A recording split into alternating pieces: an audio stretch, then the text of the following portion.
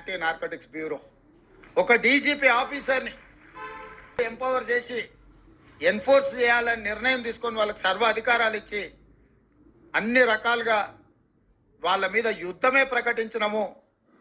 ఆ యుద్ధంలో పోలీసులే కాదు, ఎన్ఎస్ఎస్ విద్యార్థులు కూడా భాగస్వాములు కావాలని రాష్ట్ర ముఖ్యమంత్రిగా మీ అన్నగా నేను పిలిపిస్తున్న ఈ రాష్ట్రం మనది.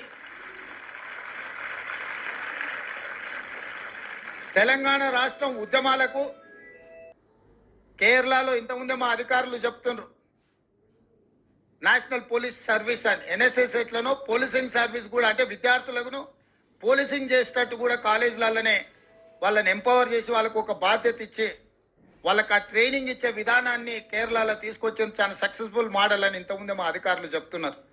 నేను మా డీజీపీ గారికి సూచన చేస్తున్నా, మీరు అన్ని జిల్లాల ఎస్పీలను పిలిచి మాట్లాడండి.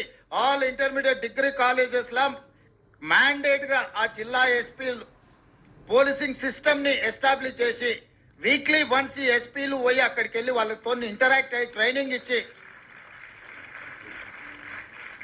వాళ్ళను ఒక బాధ్యత గల పౌరుడిగా, సామాజిక స్పృహ ఉన్న పౌరులుగా తీర్చిదిద్దాల్సిన అవసరం ఉన్నది. మీ లైఫ్లో మంచి లైఫ్ మీకోసం ఎదురు చూస్తుంది.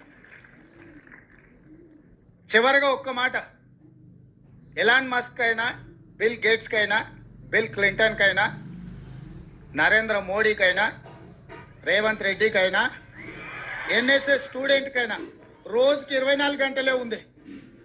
నేను ముఖ్యమంత్రి అయినా కాబట్టి నాకు 48 గంటలు పర్ డే లేదు. నరేంద్ర మోడీ గారికి కూడా 48 గంటలు లేదు. ఎలాన్ మస్క్ కూడా